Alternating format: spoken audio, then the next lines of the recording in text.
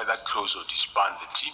I never said to Lieutenant General Mkhwanazi either close or disband the team. I kept on managing the situation through a proposal to wind down the team and wanted to find a finality about this winding down.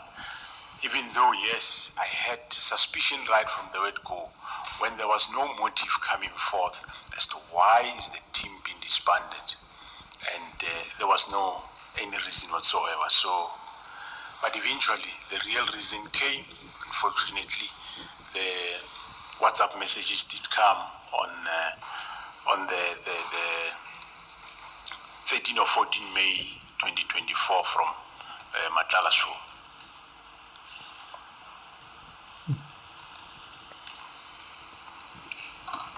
And maybe just to tie up that aspect on this basis, if you knew then what you know now, would you have approached the instruction or the directive by the minister that was given on 31 December 2024 the same way, or would you have approached it differently?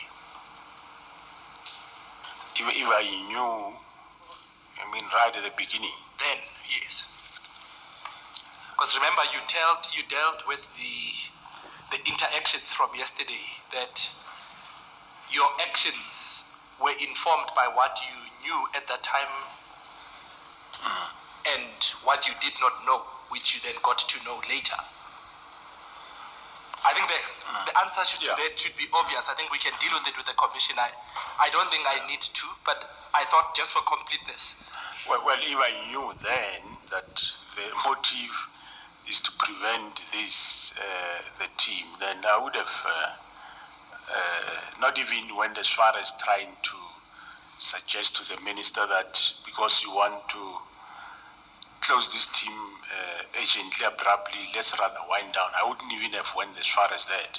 So I would have outright refused the disbandment if I knew that that is the motive.